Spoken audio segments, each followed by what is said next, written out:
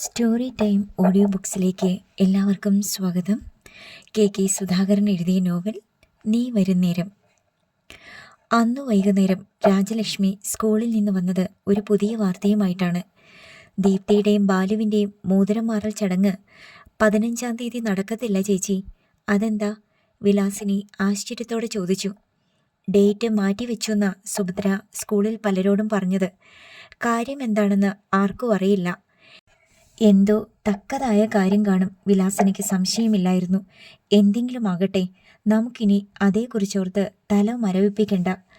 നമ്മുടെ കുഞ്ഞിനെ വേദനിപ്പിച്ചിട്ട് ആർക്കും സന്തോഷത്തോടെ കഴിയാമെന്ന് വിചാരിക്കേണ്ട രാജി. ദൈവം ഇതെല്ലാം മോളിലിരുന്ന് കാണുന്നുണ്ടല്ലോ, വിലാസിനി പറഞ്ഞു. മഞ്ജരി അവളുടെ മുറിയിലിരുന്ന് പഠിക്കുകയായിരുന്നു. പരീക്ഷ തുടങ്ങാൻ ഇനി ഒരാഴ്ച മാത്രം. ഇപ്പോൾ അവളുടെ മനസ്സിൽ ബാലഭാസ്കറോ ദീപ്തിയോ അവരുടെ കല്യാണമോ ഒന്നുമില്ല. പരീക്ഷ മാത്രം. രാപ്പകൽ അവൾ പഠിച്ചു. കോളേജിൽ ഏറ്റവും കൂടുതൽ മാർക്ക് വാങ്ങുന്ന കുട്ടിയായാൽ മാത്രം പോരാ. യൂണിവേഴ്സിറ്റി റാങ്ക് മേടിക്കണം, റിസർച്ച് ചെയ്യണം, കോളേജ് അധ്യാപികയാവണം. വിവാഹം വേണ്ട, കുട്ടികളെ പഠിപ്പിച്ചാൽ മാത്രം മതി. 2 ദിവസം കഴിഞ്ഞപ്പോൾ ഇന്ദുബാലയുടെ കോൾ വന്നു.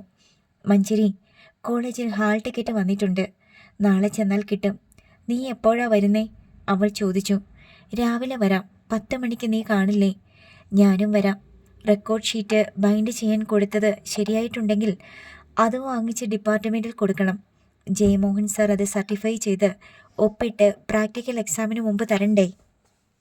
കോളേജിനടുത്തുള്ള പ്രസ്സിലാണ് മഞ്ജരിയും റെക്കോർഡ് ഷീറ്റ് ബൈൻഡ് ചെയ്ത് ബുക്കാക്കാൻ കൊടുത്തിരിക്കുന്നത്. ചെന്ന് ചോദിക്കണം, അല്ലെങ്കിൽ സമയത്തിന് അവർ തരില്ല. പിറ്റേന്ന് അവൾ കോളേജിൽ നിന്ന് ഹാൾ ടിക്കറ്റ് വാങ്ങി. അവിടെ വെച്ച് ദീപ്തിയെയും കണ്ടു. പക്ഷേ മഞ്ജരിയെ കാണാത്ത മട്ടിൽ മറ്റു കൂട്ടുകാരികളോട് സംസാരിച്ച് മാറി നിന്നു അവൾ. മഞ്ജരി പോയപ്പോൾ അവൾ ഡിപ്പാർട്ട്മെൻറ്റിൽ ചെന്ന് ജയമോഹനെ കണ്ടു. എന്താണിടോ മാരേജ്? എന്തായാലും എക്സാം കഴിഞ്ഞിട്ട് മതി, അല്ലെങ്കിൽ ഒരു പരീക്ഷയിലും താൻ കടന്നുകൂടത്തില്ല, അയാൾ തമാശ പറഞ്ഞു. മാരേജ് ഉടനില്ല സർ, അവൾ നിരാശാഭാവത്തിൽ പറഞ്ഞു. അതെന്താ? ബാലഭാസ്കറുമായി നടന്ന സംഭാഷണത്തെക്കുറിച്ച് അവൾ അയാളോട് പറഞ്ഞു. അപ്പോൾ അങ്ങനെയാണ് കാര്യങ്ങളല്ലേ? അയാൾ ആലോചനയോടെ താടി ചൊറിഞ്ഞു. അവളുടെ കല്യാണം ഒരിക്കലും നടക്കില്ല സർ. പഴയ കഥകൾ മറച്ചു വെച്ച് അവൾ കല്യാണത്തിന് തയ്യാറാവുകയുമില്ല. അത് കേട്ടാൽ ആരെങ്കിലും അവളെ കെട്ടുമോ? ജയമോഹൻ മിണ്ടിയില്ല. സാറിന് അവളെ കല്യാണം കഴിച്ചുകൂടെ? അവളെ രക്ഷപ്പെടുത്താൻ സാറിന് മാത്രമേ കഴിയൂ, ദീപ്തി പറഞ്ഞു. അവളുടെ അച്ഛനും അമ്മയും സമ്മതിക്കുമെന്ന് താൻ വിചാരിക്കുന്നുണ്ടോ? വേറെ നിവൃത്തിയൊന്നുമില്ലാതെ അവർ വഴങ്ങിയാൽ തന്നെ അവൾ എന്നെ സ്വീകരിക്കുമോ? ഒരിക്കലുമില്ല. റെക്കോർഡ് ബുക്ക് സബ്മിറ്റ് ചെയ്യാൻ അവൾ സാറിൻ്റെ അടുത്ത് വരും. അന്നേരം ഒന്ന് സംസാരിച്ച് നോക്കണേ. അവളുടെ മുമ്പിൽ നാണം കെടാൻ ഞാനില്ലടോ, താൻ പോ. ദീപ്തി കുനിഞ്ഞ മുഖവുമായി മുറിയിൽ നിന്നിറങ്ങിപ്പോയി. ജയമോഹൻ ചിന്തയിൽ മുഴുകിയിരുന്നു. പിറ്റേന്ന് ഒരു ബിഗ് ഷോപ്പറിൽ 500 പേജിൻ്റെ റെക്കോർഡ് ബുക്ക് ബൈൻഡ് ചെയ്തത് തൂക്കിപ്പിടിച്ച് മഞ്ജരി അയാളെ കാണാനെത്തി. ജയമോഹൻ അത് നോക്കി സൂക്ഷ്മമായി പരിശോധിച്ചു. അച്ചടിച്ച ആദ്യത്തെ പേജിലാണ് അസിസ്റ്റന്റ് പ്രൊഫസർ എന്ന നിലയിൽ അയാൾ സർട്ടിഫിക്കറ്റ് ഒപ്പിട്ട് സീൽ ചെയ്ത് കൊടുക്കേണ്ടത്. മുറിയിൽ അവർ 2 പേരും മാത്രമേ ഉണ്ടായിരുന്നുള്ളൂ. മഞ്ജരി അക്ഷമയായി കാത്തുനിന്നു. ഞാനിത് സർട്ടിഫൈ ചെയ്ത് ഒപ്പിട്ട് തന്നില്ലെങ്കിൽ എന്താണ് സംഭവിക്കുകയെന്ന് തനിക്കറിയാമോ? മുഖമുയർത്തി നോക്കി അയാൾ ചോദിച്ചു. എന്താണ് സംഭവിക്കുകയെന്ന് അവൾക്കറിയാമായിരുന്നു.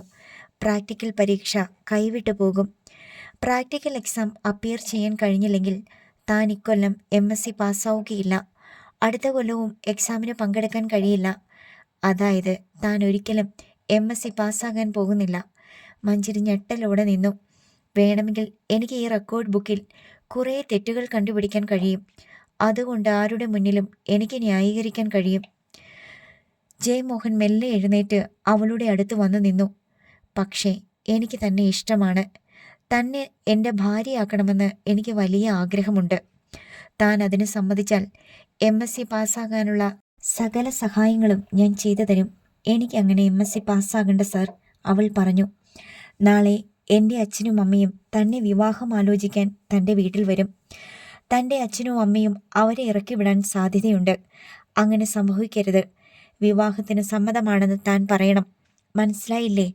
ജയമോഹൻ്റെ മുഖത്തേക്ക് തുറച്ചു നോക്കി അവൾ നിന്നു. അതുകൊണ്ട് തനിക്ക് ഇപ്പോൾ പോകാം. നാളെ കഴിഞ്ഞ് ഞാൻ തീരുമാനിക്കും ഇതിൽ ഒപ്പിടണോ വേണ്ടയോ എന്ന്. സർ, അവൾ അപേക്ഷാപൂർവം അയാളെ നോക്കി. മഞ്ചരിക്ക് പോകാം, കനത്ത ശബ്ദത്തിൽ അയാൾ പറഞ്ഞു. അന്ന് വീട്ടിൽ ചെന്ന ശേഷം ഒരു വരി പോലും വായിക്കാൻ അവൾക്ക് കഴിഞ്ഞില്ല. വായിച്ചതൊന്നും തലയിൽ കയറിയതുമില്ല. അന്ന് രാത്രിയിൽ അവൾ ഒരു പോള കണ്ണടച്ചില്ല. ഉറക്കം വരാതെ തിരിഞ്ഞും മറിഞ്ഞും കിടന്നു. ആരോടും അവൾ ഒരക്ഷരം പോലും പറഞ്ഞില്ല. പിറ്റേന്ന് രാവിലെ 8 മണിയായപ്പോൾ ശ്രീരാഗത്തിന് മുമ്പിൽ ഒരു കാർ വന്നു നിന്നു. കാറിൽ നിന്ന് ജയമോഹൻ്റെ അച്ഛൻ പ്രഭാകരൻ നായരും അമ്മ വിശാലാക്ഷി അമ്മയും ഇറങ്ങി. രാധാകൃഷ്ണൻ അപ്പോൾ ഓഫീസിലേക്ക് പോയിരുന്നില്ല. രാജലക്ഷ്മിയും വീട്ടിലുണ്ടായിരുന്നു. കോളിംഗ് ബെൽ മുഴങ്ങിയപ്പോൾ രാധാകൃഷ്ണൻ പുറത്തേക്ക് ഇറങ്ങിച്ചെന്നു. പ്രഭാകരൻ നായരെയും വിശാലാക്ഷി അമ്മയും അയാൾക്ക് പരിചയമുണ്ടായിരുന്നില്ല. മനസ്സിലായില്ലല്ലോ. മഞ്ചരിയുടെ ജയമോഹൻ സാറിൻ്റെ അച്ഛനും അമ്മയുമാണ് ഞങ്ങൾ, പ്രഭാകരൻ നായർ പറഞ്ഞു. പെട്ടെന്ന് രാധാകൃഷ്ണൻ്റെ മുഖം ഇരുണ്ടു.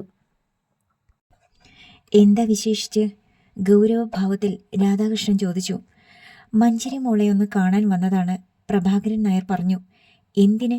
രാധാകൃഷ്ണന് സംശയമായി. വീട്ടിൽ അതിഥികൾ വന്നാൽ ഇങ്ങനെ ചോദ്യം ചെയ്താണോ രാധാകൃഷ്ണ സ്വീകരിക്കേണ്ടത്? ഇരിക്കൂ എന്നെങ്കിലും ഒന്ന് പറഞ്ഞുകൂടെ?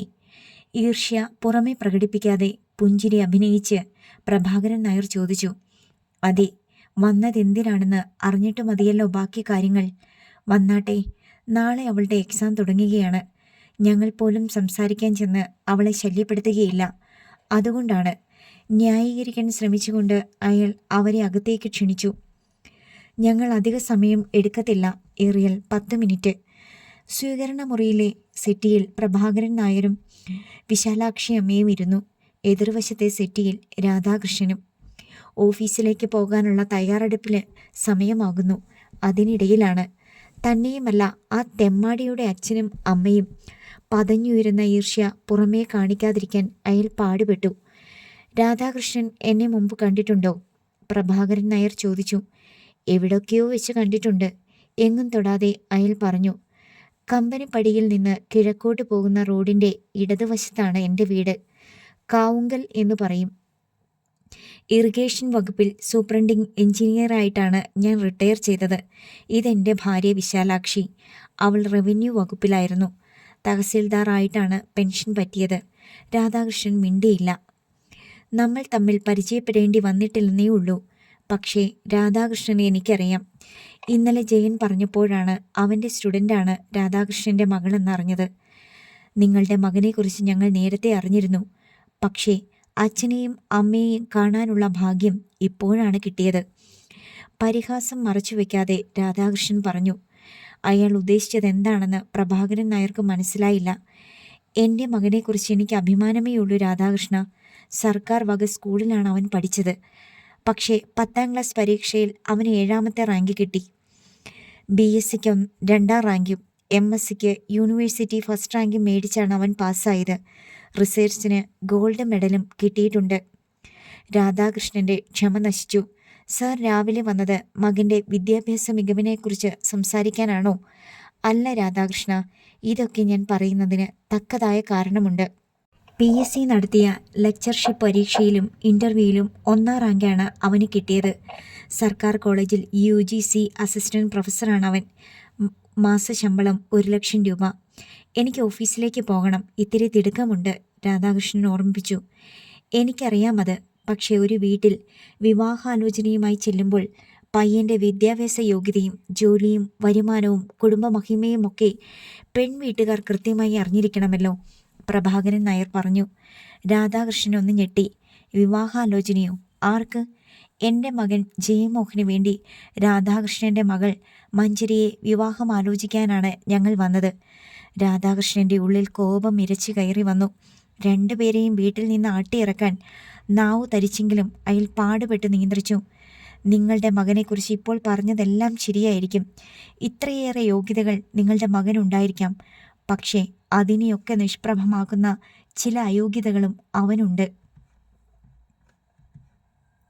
അതൊന്നും നിങ്ങൾ അറിഞ്ഞിരിക്കാനിടയില്ല. അറിഞ്ഞിരുന്നെങ്കിൽ എൻ്റെ മകളെ കല്യാണം ആലോചിച്ച് ഈ പടി കയറി വരാനുള്ള ധൈര്യം നിങ്ങൾക്ക് കിട്ടുകയില്ലായിരുന്നു. സ്വീകരണ മുറിയിലെ സംസാരം കേട്ടുകൊണ്ട് രാജലക്ഷ്മി വന്ന് ഡോർ കർട്ടൻ്റെ വിടവിലൂടെ സ്വീകരണ മുറിയിലേക്ക് ഒന്ന് നോക്കി. അവർക്ക് പ്രഭാകരൻ നായരെയും വിശാലാക്ഷി അമ്മയെയും മനസ്സിലായില്ല. പക്ഷേ എന്തോ ഗൗരവതരമായ ചർച്ചയാണ് നടക്കുന്നതെന്ന് അവർക്ക് പിടികിട്ടി. രാധാകൃഷ്ണൻ്റെ ആ ധാരണ തെറ്റാണ്. ജയമോഹൻ മഞ്ജരി മോളുടെ അധ്യാപകനാണ്. ഒരു ഗുരുവിൽ നിന്ന് ഒരിക്കലും ഉണ്ടാകാൻ പാടില്ലാത്ത അനിഷ്ട സംഭവം എൻ്റെ മകൻ്റെ ഭാഗത്ത് നിന്നുണ്ടായി. എൻ്റെ മകനു വേണ്ടി മാപ്പ് ചോദിക്കാനും കൂടിയാണ് ഞങ്ങളിപ്പോൾ വന്നത്. ജയമോഹൻ്റെ അച്ഛനും അമ്മയും രാജലക്ഷ്മി പകച്ചു നിന്നു. എന്തിനാണ് അവർ വന്നത്? മാപ്പ് ചോദിക്കാനോ? അതോ? മഞ്ജരിയുടെ മുറിയിലേക്ക് രാജലക്ഷ്മി ഓടി. മോളോട് എൻ്റെ മകൻ ചെയ്തത് അക്ഷന്തവ്യമായ തെറ്റ് തന്നെയാണ്. അവൻ്റെ അമ്മ എന്ന നിലയിൽ അപമാന ഭാരത്തോടെയാണ് ഞാനിപ്പോൾ രാധാകൃഷ്ണൻ്റെ മുമ്പിലിരിക്കുന്നത്. വിശാലാക്ഷിയമ്മ ആദ്യമായി സംസാരിച്ചു. ക്ഷമിക്കണം, വിടനായ ഒരു പുരുഷൻ്റെ ഭാര്യയായിട്ട് എൻ്റെ മകളെ വിടാൻ എനിക്ക് താല്പര്യമില്ല. ഈ സംസാരം നമുക്ക് ഇവിടെ വെച്ച് അവസാനിപ്പിക്കാം. അവസാന വാക്കെന്ന പോലെ രാധാകൃഷ്ണൻ പറഞ്ഞു. ഓമനിച്ച് വളർത്തുന്ന മകളുടെ അച്ഛനെന്ന നിലയിൽ രാധാകൃഷ്ണൻ്റെ വികാരം ഞങ്ങൾക്ക് മനസ്സിലാക്കാൻ കഴിയുന്നുണ്ട്. തെറ്റുകൾ ആർക്കും സംഭവിക്കാൻ രാധാകൃഷ്ണ. അത് തിരിച്ചറിയുകയും പശ്ചാത്തപിക്കുകയും ചെയ്യുന്നവരാണ് മനുഷ്യൻ. പ്രഭാകരൻ നായർ പറഞ്ഞു. അന്ന് സംഭവിച്ചതോർത്ത് അവന് വലിയ വിഷമമുണ്ട്. ചെയ്തു പോയ തെറ്റ് തിരുത്താൻ വേണ്ടിയാണ് അവൻ എന്നെയും അച്ഛനെയും ഇങ്ങോട്ട് വിട്ടത്. വിശാലാക്ഷി അമ്മ പറഞ്ഞു. ആ സംഭവത്തിൻ്റെ പേരിൽ എൻ്റെ മോൾ എത്ര രാത്രികളിൽ ഉറങ്ങാതെ പേടിച്ച് കിടന്നിട്ടുണ്ടെന്നറിയാമോ നിങ്ങൾക്ക്? അച്ഛനും അമ്മയും എന്ന നിലയിൽ ഞങ്ങൾ എത്ര തീ തെന്നെന്നറിയാമോ? എന്നിട്ടും അഭിമാനം നഷ്ടപ്പെടാതിരിക്കാൻ വേണ്ടി ഞങ്ങളെല്ലാം മറച്ചു വെച്ച് ഉള്ളിലൊതുക്കി. രാധാകൃഷ്ണൻ കിതച്ചു. നിങ്ങൾ ഞങ്ങളെ ആട്ടിയിറക്കി വിട്ടില്ലല്ലോ, അത് തന്നെ വലിയ കാര്യം. ക്ഷമിക്കണം, ഇത്രയും നേരം ഞാൻ സഹിച്ചിരുന്നു. ഇറങ്ങിപ്പോകാൻ ഇനിയെങ്കിലും എന്നെക്കൊണ്ട് പറയിക്കരുത്. രാധാകൃഷ്ണൻ എഴുന്നേറ്റു. ഞങ്ങൾക്ക് മോളെ ഒന്ന് കാണണം, മോളുടെ അഭിപ്രായം കൂടി അറിയണം, എന്നിട്ട് പോയിക്കൊള്ളാം, പ്രഭാകരൻ നായർ പറഞ്ഞു.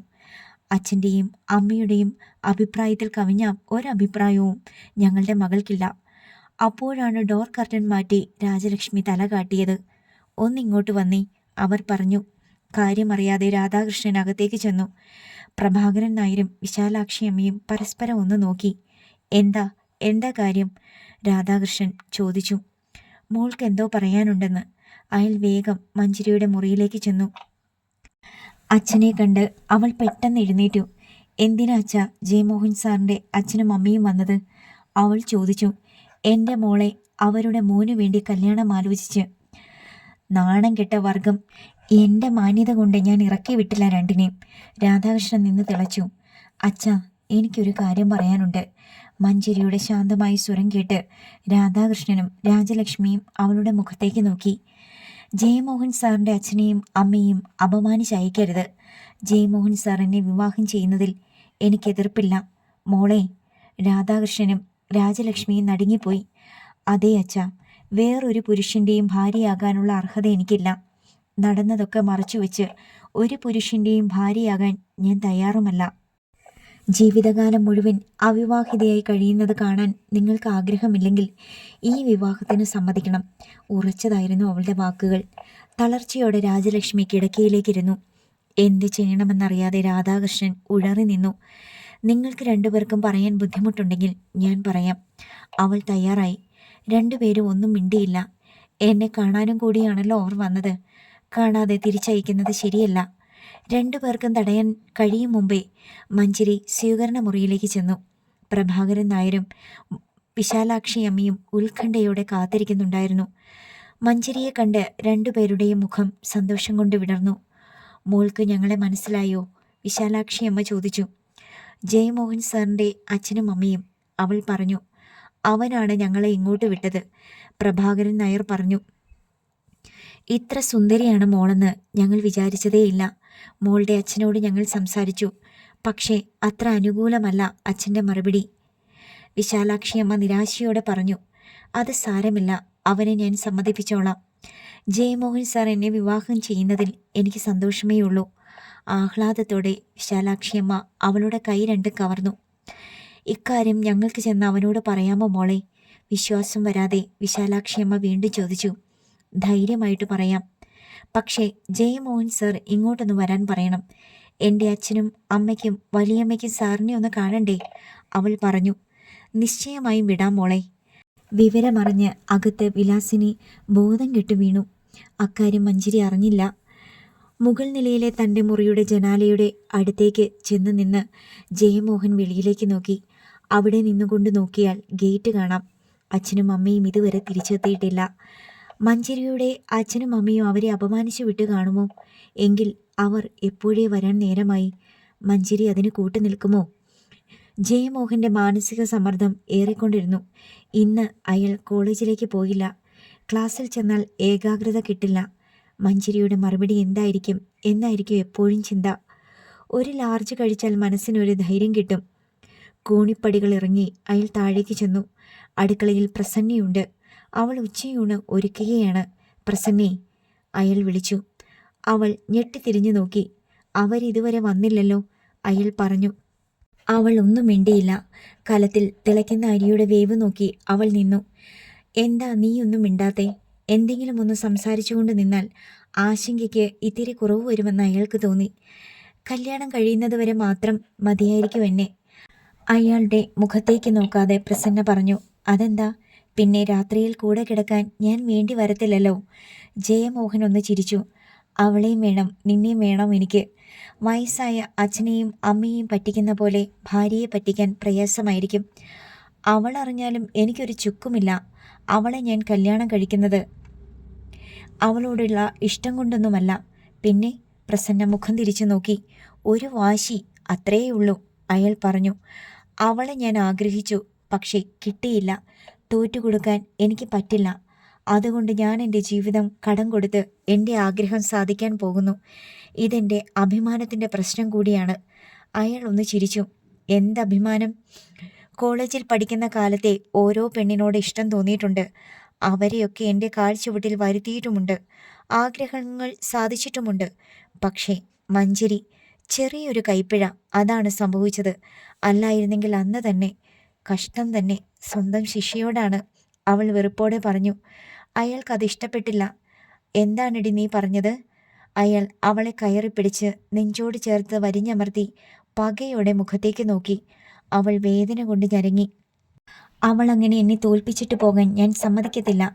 അവൾ അങ്ങനെ ജയിക്കണ്ട. എനിക്ക് ജയിച്ചേ പറ്റൂ. അയാൾ പ്രസന്നയെ വിട്ടു. അപ്പോഴാണ് ഗേറ്റ് കടന്ന് കയറി വരുന്ന കാറിൻ്റെ ഒച്ച അയാൾ കേട്ടത്. അവർ വന്നെന്ന് തോന്നുന്നു. ജയമോഹൻ വേഗം മുൻവശത്തേക്ക് ചെന്നു. പോർച്ചിൽ വന്നു നിന്ന കാറിൽ നിന്ന് പ്രഭാകരൻ നായരും വിശാലാക്ഷി അമ്മയും ഇറങ്ങി. അവരുടെ പ്രസന്നമായ മുഖം കണ്ടപ്പോൾ തന്നെ ദൗത്യം വിജയിച്ചെന്ന് അയാൾക്ക് മനസ്സിലായി. അവൾ നല്ല കുട്ടിയാ മോനെ. നിന്റെ സെലക്ഷൻ ഒട്ടും മോശമായിട്ടില്ല. വിശാലാക്ഷി അമ്മ അയാളെ അഭിനന്ദിച്ചു.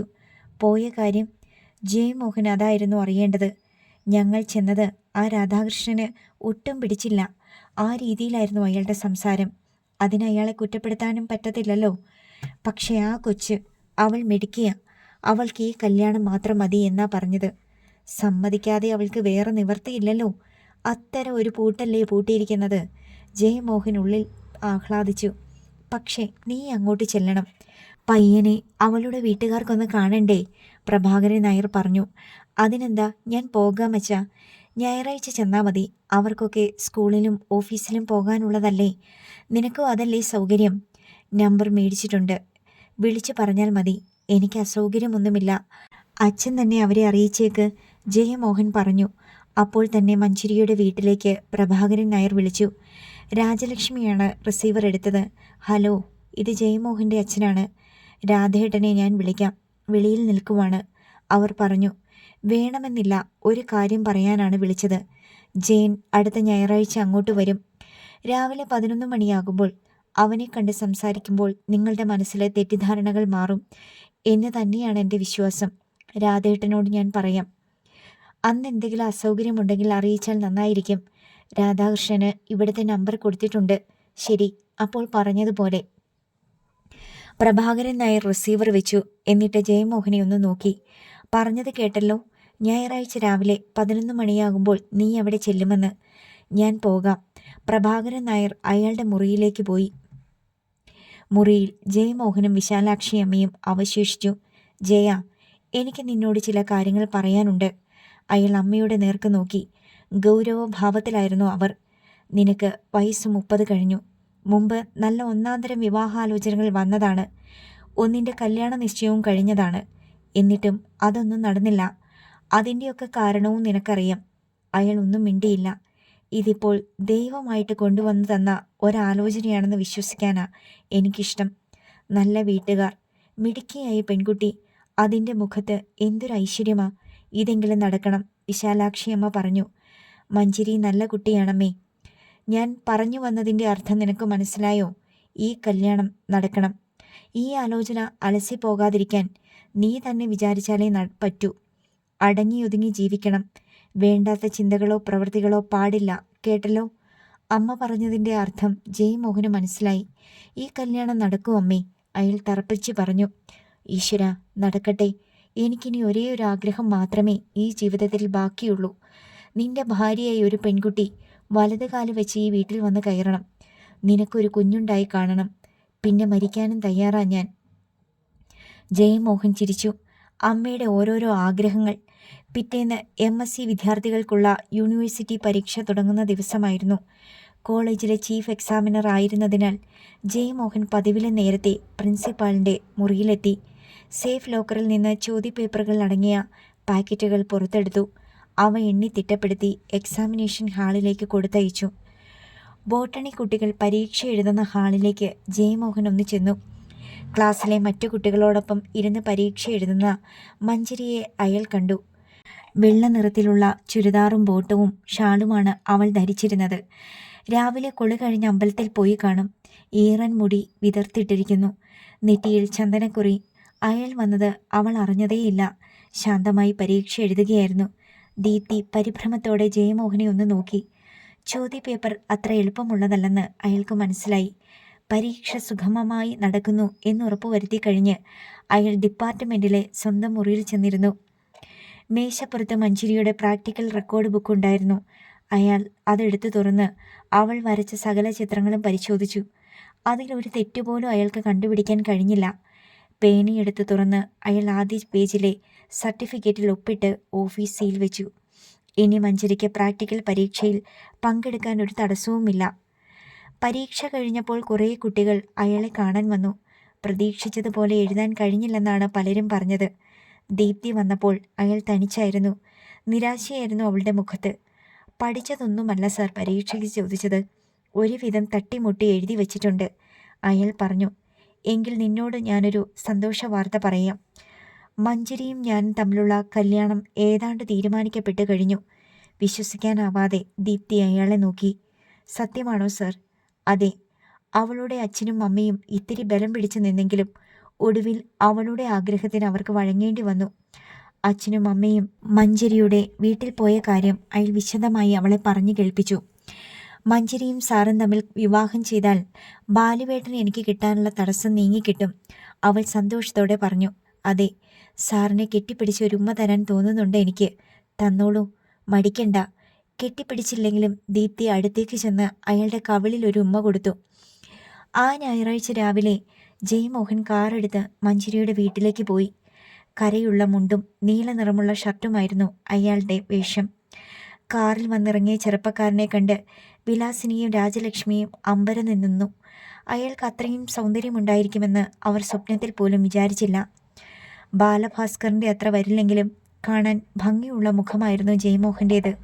അരോഗദൃഢഗാത്രൻ, വെളുത്ത് നല്ല ഉയരം. രണ്ടുപേരുടെയും എതിർപ്പിൻ്റെ മുനയൊടിഞ്ഞു. ഒരുപക്ഷെ ഇതെല്ലാം ഒരു നിമിത്തമായിരിക്കും രാജി. അവൻ ചീത്ത പയ്യനായിരിക്കത്തില്ല. സാഹചര്യമാണല്ലോ മനുഷ്യനെ തെറ്റ് ചെയ്യാൻ പ്രേരിപ്പിക്കുന്നത്. ചെയ്ത തെറ്റിനെക്കുറിച്ച് ബോധ്യം വന്നതുകൊണ്ടല്ലേ അവൻ, വിലാസിനി പറഞ്ഞു. അതേ ചേച്ചി, വിധിച്ചതേ നടക്കൂ. നമ്മൾ എത്ര ആഗ്രഹിച്ചാലും. രാധാകൃഷ്ണന് പക്ഷേ ജയമോഹനോട് അത്ര ഉള്ളലിവൊന്നും തോന്നിയില്ല. കാര്യമാത്ര പ്രസക്തമായ ചോദ്യങ്ങൾ മാത്രം അയാൾ ജയമോഹനോട് ചോദിച്ചു. വളരെ ഭവ്യതയോടെയാണ് ജയമോഹൻ സംസാരിച്ചതും പെരുമാറിയതും. ചായയുമായി മഞ്ജരി വന്നു. അവൾ അയാളെ നോക്കി ഒന്ന് പുഞ്ചിരിച്ചു. എനിക്ക് സാറിനോടൊന്ന് സംസാരിക്കാനുണ്ട്, അവൾ പറഞ്ഞു. അത് കേട്ടതോടെ രാധാകൃഷ്ണനും രാജലക്ഷ്മിയും വിലാസിനിയും എഴുന്നേറ്റ് അകത്തേക്ക് പോയി. എന്താണ് മഞ്ജരിക്ക് എന്നോട് ചോദിക്കാനുള്ളത്? കൗതുകം നടിച്ച് ജയമോഹൻ ചോദിച്ചു. ഞാനൊരു കാര്യം ചോദിച്ചാൽ സാർ എനിക്കൊരു ഉറപ്പ് തരുമോ? എന്തുറപ്പ്? അന്ന് ഹോട്ടലിൽ വെച്ച് സംഭവിച്ചതൊക്കെ മറക്കാൻ ഞാൻ തയ്യാറാണ്. അന്ന് എൻ്റെ അനുവാദമില്ലാതെയാണ് സാർ എൻ്റെ ശരീരത്തിൽ തൊട്ടത്, ശരിയല്ലേ? അതെ എന്ന അർത്ഥത്തിൽ അയാൾ മെല്ലെ തലകുലുക്കി. എന്നെ വിവാഹം ചെയ്യുന്നത് കൊണ്ട് മാത്രം ആ തെറ്റിന് ഒരു പ്രായശ്ചിത്തമാകുന്നില്ല. പിന്നെ? മനസ്സിലാകാതെ അയാൾ അവളുടെ മുഖത്തേക്ക് നോക്കി. വിവാഹം കഴിഞ്ഞാൽ എൻ്റെ അനുവാദമോ സമ്മതമോ ഇല്ലാതെ എൻ്റെ ശരീരത്ത് സ്പർശിക്കാൻ പാടില്ല. ഇത് ഞാൻ തരുന്ന ഒരു ചെറിയ ശിക്ഷയാണ്. അയാളുടെ മൗഢ്യമോർത്ത് ജയമോഹൻ ഒന്ന് ചിരിച്ചു. എത്രയോ പെണ്ണുങ്ങളുമായി അടുത്തിടപഴകേണ്ടി വന്നിട്ടുണ്ട്. വിരൽത്തുമ്പിൽ പോലും തൊടാതെ അവരെ വശംവദരാക്കാൻ കഴിഞ്ഞിട്ടുള്ളവനാണ് ഈ ജയമോഹൻ. സമ്മതം. നിന്റെ അനുവാദമില്ലാതെ ഞാൻ നിന്നെ സ്പർശിക്കുകയില്ല, അയാൾ ഒട്ടും മടിയാതെ പറഞ്ഞു. മഞ്ജരി വലത് കൈ നീട്ടി. കൈയിലടിച്ച് സത്യം ചെയ്യ്, അവൾ ആവശ്യപ്പെട്ടു. അയാൾ കൈ നീട്ടി. പൂവ് പോലെ മൃദുലമായ ആ കൈവിരലുകൾ മുഷ്ടിക്കുള്ളിലാക്കി. സത്യം, നിന്റെ അനുവാദമില്ലാതെ ഞാൻ നിന്നെ സ്പർശിക്കുക പോലുമില്ല. അയാൾ വാക്കുകൊടുത്തു. ജയമോഹൻ സാറേ, ദുർബല ഹൃദയയായ ഒരു സാധു പെണ്ണിൻ്റെ മുഖം മാത്രമേ നിങ്ങൾ എന്നിൽ കണ്ടിട്ടുള്ളൂ. യഥാർത്ഥത്തിൽ മഞ്ജരി ആരാണെന്ന് നിങ്ങൾ അറിയാൻ പോവുകയാണ്. മഞ്ജരി അയാളുടെ മുഖത്തേക്ക് നോക്കി ഒന്ന് ഊറിച്ചിരിച്ചു. നീ എന്താ ചിരിക്കുന്നത്? പെട്ടെന്ന് ജയമോഹൻ ചോദിച്ചു. സന്തോഷം കൊണ്ടാണ് സർ, മഞ്ജരി പറഞ്ഞു. എന്ത് സന്തോഷം? അയാൾക്ക് വിശ്വാസമായില്ല. ദീപ്തി പറഞ്ഞു കാണുമല്ലോ, സുഭദ്ര ടീച്ചറിൻ്റെ മകൻ ബാലഭാസ്കറുമായി എൻ്റെ കല്യാണം ഏതാണ്ട് തീരുമാനിക്കപ്പെട്ടിരുന്നതാണ്. പക്ഷേ അവർ പിന്നെ അതിൽ നിന്ന് പിന്മാറി. അതിൻ്റെ കാരണവും അവൾ പറഞ്ഞു കാണുമല്ലോ. ജയമോഹൻ മിണ്ടിയില്ല. എൻ്റെ അച്ഛനും അമ്മയ്ക്കും വലിയമ്മയ്ക്കും അത് കാരണം വലിയ വിഷമമായി. അവരുടെ ഉറക്കം പോലും നഷ്ടപ്പെട്ടു. ഇനി എന്നെ ആരും വിവാഹം കഴിക്കില്ലെന്നായിരുന്നു അവരുടെ ഭയം. ഇപ്പോൾ ആ പേടി മാറിയില്ലേ? അതെ, സാറിനെ പോലെ ഒരു പയ്യനെ എനിക്ക് കിട്ടുമെന്ന് അവർ സ്വപ്നത്തിൽ പോലും വിചാരിച്ചില്ല. ഇന്ന് രാവിലെയും അക്കാര്യം അവർ പറഞ്ഞു. അതുകൊണ്ടാണ് സർ എൻ്റെ ഈ സന്തോഷം, മഞ്ജരി വിശദീകരിച്ചു. ജയമോഹന് അത് വിശ്വാസമായി. എൻ്റെ അച്ഛനും അമ്മയ്ക്കും അതേപോലെ വലിയ സന്തോഷമാണിപ്പോൾ. നിന്നെപ്പോലെ സുന്ദരിയായ ഒരു പെണ്ണിനെ മരുമകളായി കിട്ടുമെന്ന് അവർക്കും പ്രതീക്ഷയില്ലായിരുന്നു. അപ്പോൾ നമ്മൾ മെയ്ഡ് ഫോർ ഈച്ച് അതർ ആണല്ലേ? അവൾ വാക്കുകൾക്കുള്ളിൽ ഒളിപ്പിച്ചു വെച്ചിരുന്ന പരിഹാസം അയാൾക്ക് പിടികിട്ടിയില്ല. അതെ, എനിക്കും ഇപ്പോഴങ്ങനെ തോന്നുന്നു. എന്തായാലും കല്യാണം അധികം നീട്ടണ്ട എന്നാണ് എൻ്റെ അഭിപ്രായം. എക്സാം അടുത്ത 30-ാം തീയതി തീരില്ലേ? അത് കഴിഞ്ഞ് നടത്തണം, അയാൾ പറഞ്ഞു. അതിന് ഇനി 3 ആഴ്ചത്തെ സമയമല്ലേ ഉള്ളൂ. അതുപോരാ സർ, എക്സാം കഴിഞ്ഞ് 1 മാസത്തിനുള്ളിൽ മതി. അല്ല, എനിക്ക് കാത്തിരിക്കാൻ വയ്യ, അതുകൊണ്ടാണ്. അയാൾ ഒരു കള്ളച്ചിരി ചിരിച്ചു. വേവുവോളം ഇരിക്കാമെങ്കിൽ ആറുവോളം ഇരിക്കരുതോ എന്ന് വലിയമ്മ ഇടയ്ക്കൊരു പഴഞ്ചൊല്ല് പറയാറുണ്ട്. അയാൾ അത് കേട്ട് പൊട്ടിച്ചിരിച്ചു. തനിക്ക് എങ്ങനെ ഇങ്ങനെയൊക്കെ സംസാരിക്കാൻ കഴിയുന്നു എന്നോർത്ത് അവൾ അപ്പോൾ അത്ഭുതപ്പെട്ടു. ഉടൻ തന്നെ അവൾക്കതിൻ്റെ ഉത്തരവും കിട്ടി. ഇത് പുതിയ മഞ്ജരിയാണ്. പഴയ മഞ്ജരി പറയാൻ പോലും മടിക്കുന്നത് പുതിയ മഞ്ജരി ചെയ്യാൻ മടിക്കുകയില്ല. നിന്റെ പ്രാക്ടിക്കൽ റെക്കോർഡ് ഞാൻ സർട്ടിഫൈ ചെയ്തു വെച്ചിട്ടുണ്ട്, അയാൾ പെട്ടെന്ന് പറഞ്ഞു. ഭീഷണിപ്പെടുത്തിയൊന്നും ആർക്കും ആരെയും സ്നേഹിപ്പിക്കാനൊന്നും പറ്റത്തില്ല സർ. എന്നോട് അങ്ങനെ പറഞ്ഞതുകൊണ്ടൊന്നുമല്ല ഞാൻ കല്യാണത്തിന് സമ്മതിച്ചത്. അത് സാറിന് പിന്നീട് മനസ്സിലായിക്കോളും, അവൾ പറഞ്ഞു. അതെ, അനുഭവിച്ച് തന്നെ എല്ലാം അറിയണം, അതാണ് എനിക്ക് ഇഷ്ടം, അയാൾ പറഞ്ഞു. ജയമോഹൻ പിന്നെ അധിക നേരം ഇരുന്നില്ല. രാധാകൃഷ്ണനോടും രാജലക്ഷ്മിയോടും യാത്ര പറഞ്ഞ് അയാൾ പോയി. എനിക്കിപ്പോൾ ഒരു വാശി രാധേട്ടാ, രാജലക്ഷ്മി പറഞ്ഞു. അയാൾ അവരുടെ മുഖത്തേക്ക് നോക്കി. ബാലുവിൻ്റെ കല്യാണത്തിന് മുമ്പ് നമുക്ക് മഞ്ജരിയുടെ കല്യാണം നടത്തണം. ബാലഭാസ്കർ മാത്രമല്ല, നാട്ടിൽ വേറെയും കൊള്ളാവുന്ന ചെറുപ്പക്കാരുണ്ടെന്ന് അവൻ്റെ അച്ഛനും അമ്മയും അറിയണം. നമ്മുടെ മോൾ നിത്യകന്യകയായി നിൽക്കുമെന്നുള്ള അവരുടെ വിചാരം ഇല്ലാതാക്കണം. നമ്മൾ എന്തിനാ അവരോട് വാശി കാണിക്കുന്നേ? നമുക്ക് നമ്മുടെ പാട്, അവർക്ക് അവരുടെ പാട്, രാധാകൃഷ്ണൻ പറഞ്ഞു. എന്നാലും അവർ എന്തൊരു മലക്കം മറിച്ചിലാണ് നടത്തിയത്. ഓർത്തിട്ട് എനിക്ക് സഹിക്കുന്നില്ല രാധേട്ട. രാജലക്ഷ്മിയുടെ മനസ്സടങ്ങിയില്ല. അതൊക്കെ നീ വിട്ടേക്ക് രാജി, നമുക്ക് നമ്മുടെ കാര്യം നോക്കിയാൽ മതി. സ്കൂളിലെ മിക്ക ടീച്ചർമാരും അറിഞ്ഞതാണ് സുഭദ്ര ടീച്ചറിൻ്റെ മകൻ ബാലഭാസ്കറും രാജലക്ഷ്മി ടീച്ചറുടെ മകൾ മഞ്ജരിയും തമ്മിലുള്ള വിവാഹം ഏതാണ്ട് തീരുമാനിക്കപ്പെട്ടതാണെന്ന്. അത് നടക്കില്ലെന്നറിഞ്ഞപ്പോൾ പലരും കാരണം ചോദിച്ചു. അവരുടെ മുൻപിൽ മറുപടി പറയാനാവാതെ മനസ്സുരുക്കി നിന്നതിൻ്റെ വേദന രാധേട്ടൻ അറിയില്ലല്ലോ. മഞ്ജരിയുടെ കല്യാണം തീരുമാനിച്ച കാര്യം സ്കൂളിൽ എല്ലാവരും അറിയണം. ആരെങ്കിലും പറഞ്ഞ് സുഭദ്രയും അറിയണം. അതൊരു സുഖമാണ്. ഭാനുമതി ടീച്ചറെ കണ്ടാൽ മതി, ബാക്കിയൊക്കെ ടീച്ചർ ചെയ്തുകൊള്ളും. പിറ്റേന്ന് രാവിലെ രാജലക്ഷ്മി സ്കൂളിൽ ചെന്നപ്പോൾ അറ്റൻഡൻസ് രജിസ്റ്റർ സ്റ്റാഫ് റൂമിലുണ്ട്. ഇതെന്താ ഭാസ്കര, അറ്റൻഡൻസ് രജിസ്റ്റർ ഇവിടെ കൊണ്ടുവന്ന് വെച്ചിരിക്കുന്നേ? എല്ലാവരും പ്രിൻസിപ്പലിൻ്റെ റൂമിൽ ചെന്നാണല്ലോ ഇന്ന് ഒപ്പിടുന്നേ? ശോഭന ടീച്ചർ പ്യൂണിനോട് ചോദിച്ചു.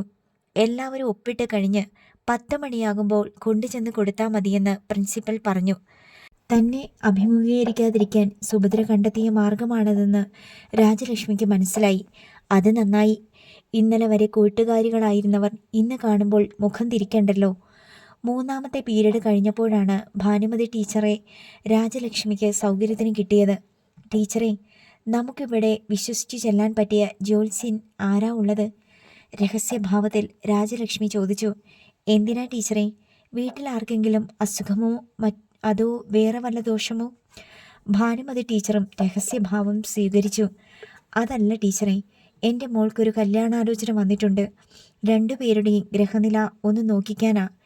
ഇനിയിപ്പോൾ എന്ത് ജാതകപ്പൊരുത്തം നോക്കിക്കാനാ ടീച്ചറെ? കല്യാണം തീരുമാനിച്ചു വെച്ചേക്കുമല്ലേ?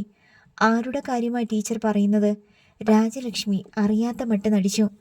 സുഭദ്ര ടീച്ചറിൻ്റെ മോൻ ബാലഭാസ്കറും ടീച്ചറിൻ്റെ മോൾ മഞ്ജരിയും തമ്മിലുള്ള കല്യാണത്തിന് ഇനി മുഹൂർത്തം മാത്രം നോക്കിയാൽ മതിയെന്ന് എല്ലാവർക്കും അറിയാവുന്ന കാര്യമല്ലോ. ഭാനുമതി ടീച്ചർക്ക് ഒരു സംശയവുമില്ലായിരുന്നു. കൂടുതൽ സൗന്ദര്യവും സ്വത്തും ആൾബലവുമുള്ള വേറൊരു പെണ്ണിനെ കണ്ടപ്പോൾ ബാലഭാസ്കറിന് അത് മതിയെന്ന് അവൻ്റെ അച്ഛനും അമ്മയും തീരുമാനിച്ചു. അതിന് നമുക്കവരെ കുറ്റം പറയാൻ പറ്റുമോ ടീച്ചറെ? രാജലക്ഷ്മി ചോദിച്ചു. അയ്യോ, അത്തരം മനസാക്ഷിയില്ലാത്ത സ്ത്രീയാണോ സുഭദ്ര ടീച്ചർ? ഭാനുമതി ടീച്ചർ അത്ഭുതപ്പെട്ടു. അവർ മാറിപ്പോയിന്ന് വെച്ച് എൻ്റെ മോൾക്ക് വേറെ ബന്ധം കിട്ടാതിരിക്കുമോ ടീച്ചറെ?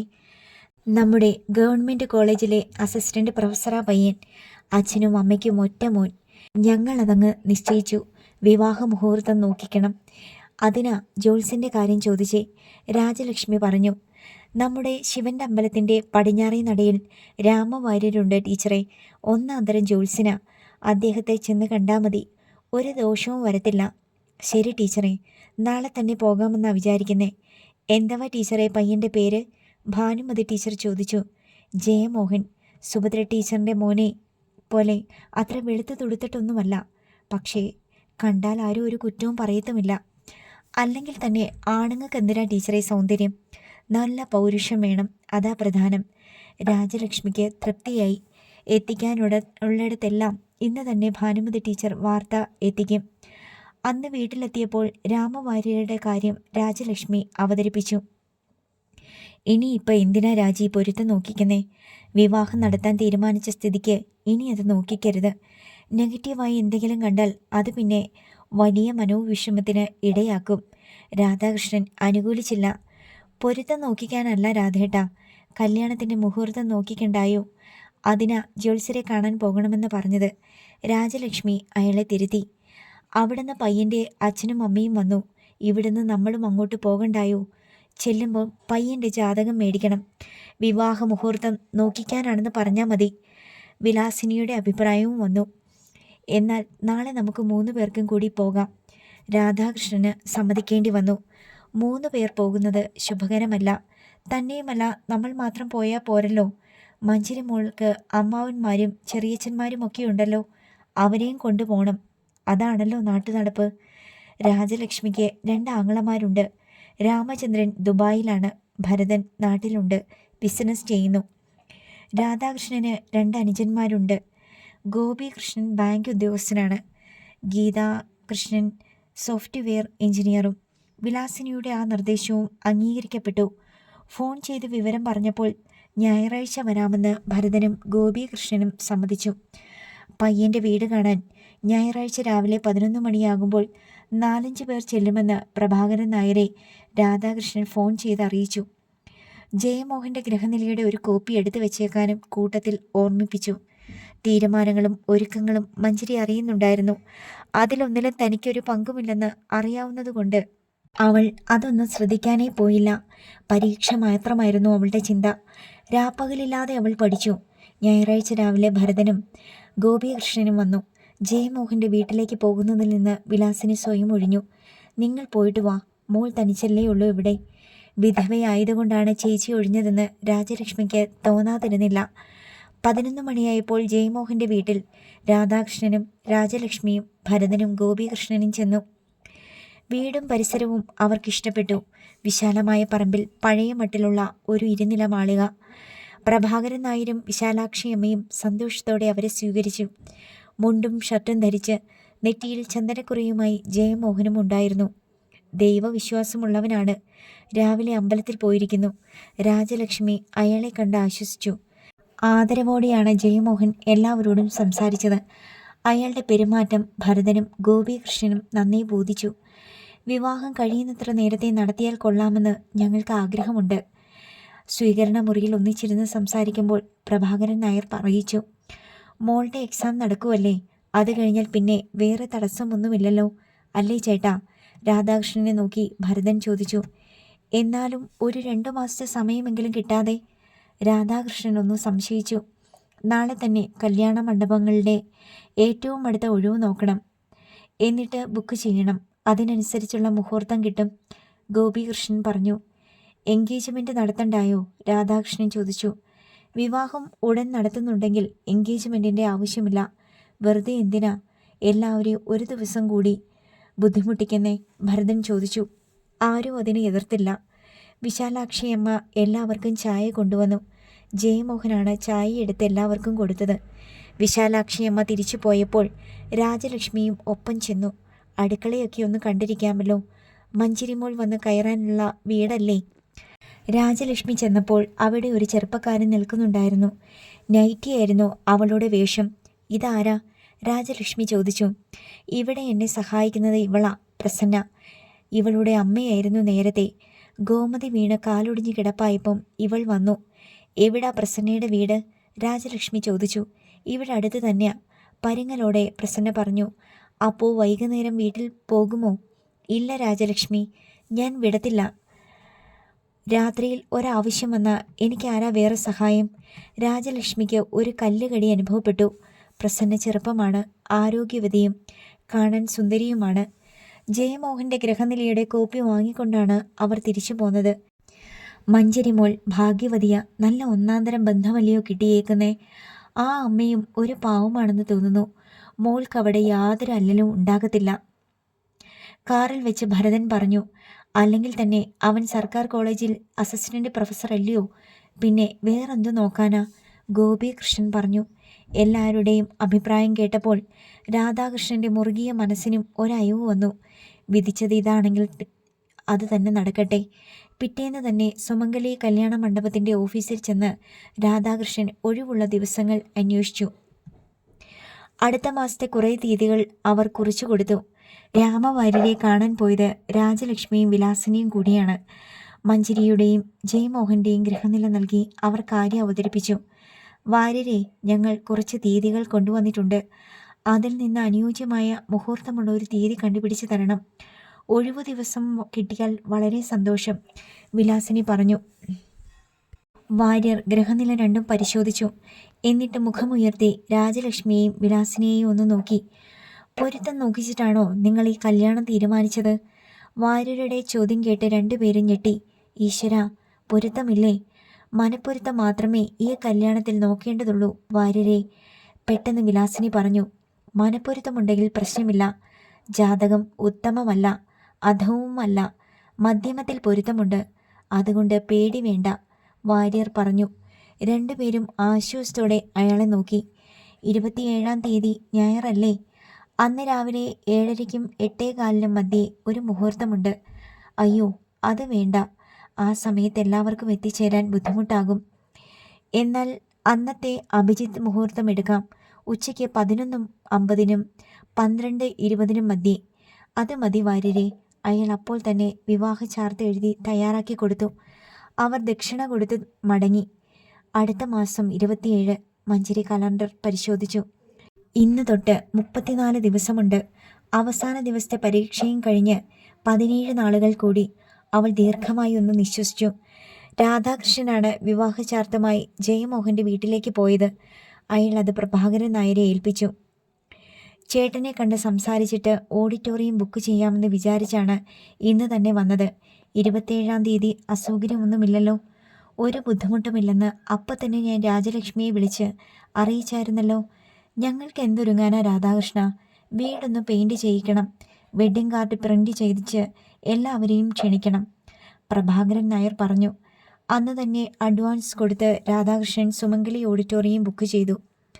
ക്ഷണക്കത്ത് പ്രിൻ്റ് ചെയ്ത് കിട്ടിയതോടെ കല്യാണത്തിൻ്റെ ഒരുക്കങ്ങൾ സജീവമായി. ആദ്യം ക്ഷണിക്കേണ്ടത് ബാലഭാസ്കറിൻ്റെ വീട്ടിലാണ്, രാജലക്ഷ്മി പറഞ്ഞു. രണ്ടാമതോ ദീപ്തിയുടെ വീട്ടിൽ. രാധാകൃഷ്ണൻ ഒന്ന് ചിരിച്ചു. ഇനി വേണോ രാജി ഈ വാശി? വേണം രാധേട്ട. ക്ഷണിക്കേണ്ടുന്ന ബന്ധുക്കളുടെയും പരിചയക്കാരുടെയും സുഹൃത്തുക്കളുടെയും ലിസ്റ്റുണ്ടാക്കിയത് രാധാകൃഷ്ണനും രാജലക്ഷ്മിയും വിലാസിനിയും കൂടിയാണ്. മഞ്ജരി അവളുടെ മുറിയിലിരുന്ന് പഠിച്ചതല്ലാതെ ആ ഭാഗത്തേക്ക് തിരിഞ്ഞു നോക്കിയതേയില്ല. കുറച്ച് കാർഡുമായി രാജലക്ഷ്മി അവളുടെ മുറിയിലേക്ക് ചെന്നു. മോളെ, ഇത് 50 കാർഡുണ്ട്. നിന്റെ കൂട്ടുകാർക്കും ടീച്ചേഴ്സിനും കൊടുക്കാൻ ഇത് മതിയോ? മതിയമ്മേ. ലാസ്റ്റ് എക്സാം കഴിയുന്ന അന്നേ ഞാൻ ഫ്രണ്ട്സിനെയൊക്കെ ക്ഷണിക്കൂ, അവൾ പറഞ്ഞു. പിറ്റേന്ന് രാവിലെ രാധാകൃഷ്ണനും രാജലക്ഷ്മിയും കൂടി ബാലഭാസ്കറിൻ്റെ വീട്ടിലേക്ക് ചെന്നു. എല്ലാവരെയും ഒന്നിച്ച് കാണണമെങ്കിൽ രാവിലെ ചെന്നാലല്ലേ പറ്റൂ. സുഭദ്ര ടീച്ചറാണ് വാതിൽ തുറന്നത്. രാജലക്ഷ്മിയെയും രാധാകൃഷ്ണനെയും കണ്ട് അവരുടെ മുഖം ഒന്ന് വിളറി. ചന്ദ്രൻ സാറില്ലേ? രാധാകൃഷ്ണൻ ചോദിച്ചു. ഉണ്ട്, ഞാൻ വിളിക്കാം, ഇരിക്കെ. രാധാകൃഷ്ണനും രാജലക്ഷ്മിയും അവിടെ തന്നെ നിന്നതേയുള്ളൂ. മഞ്ജരി വന്നു കയറുമെന്ന് ആഗ്രഹിച്ച വീടാണിത്. ചന്ദ്രശേഖര പിള്ളയെയും കൊണ്ട് സുഭദ്ര ടീച്ചർ വന്നു. മഞ്ജരിയുടെ വിവാഹമാണ്. വരുന്ന 27-ാം തീയതി സുമംഗലി ഓഡിറ്റോറിയത്തിൽ വെച്ചാണ്. മുഹൂർത്തം രാവിലെ 11:45. എല്ലാവരും കാലേ കൂട്ടി എത്തണം. ചന്ദ്രശേഖര പിള്ളയ്ക്ക് രാധാകൃഷ്ണൻ ഒരു കാർഡ് എടുത്തു കൊടുത്തു. ഞങ്ങൾ വരാം. രാധാകൃഷ്ണന് ഞങ്ങളോട് നീരസം കാണുമെന്നറിയാം. ചന്ദ്രശേഖര പിള്ള പറയാൻ തുടങ്ങി.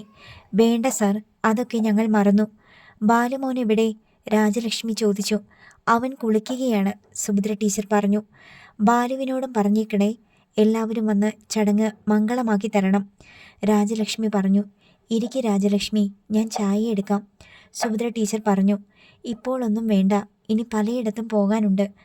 അവർ അപ്പോൾ തന്നെ യാത്ര പറഞ്ഞിറങ്ങി. രണ്ടുപേരുടെയും മുഖത്തെ ചമ്മൽ കണ്ടില്ലേ രാധേട്ടൻ? കാറിലിരിക്കുമ്പോൾ രാജലക്ഷ്മി ചോദിച്ചു. അത് പിന്നെ കാണാതിരിക്കുമോ? അവർ പിന്നെ പോയത് ദീപ്തിയുടെ വീട്ടിലേക്കാണ്. വിജയശേഖർ ഉണ്ടായിരുന്നില്ല വീട്ടിൽ. മഞ്ജരി മോളുടെ കല്യാണം തീരുമാനിച്ച കാര്യം ദീപ്തി വന്ന് പറഞ്ഞായിരുന്നു. എല്ലാം അറിഞ്ഞ മട്ടിൽ വിജയകുമാരി പറഞ്ഞു. കോളേജിൽ പലരും അറിഞ്ഞു കഴിഞ്ഞല്ലോ. സംസാരം കേട്ട് ദീപ്തിയും അവളുടെ അമ്മ കാർത്യായനി അമ്മയും വന്നു. എന്തായാലും ദീപ്തി മോളുടെ ആഗ്രഹം നടന്നല്ലോ, അർത്ഥം വെച്ച് രാജലക്ഷ്മി പറഞ്ഞു. ആൻറ്റി പറഞ്ഞത് മനസ്സിലായില്ല.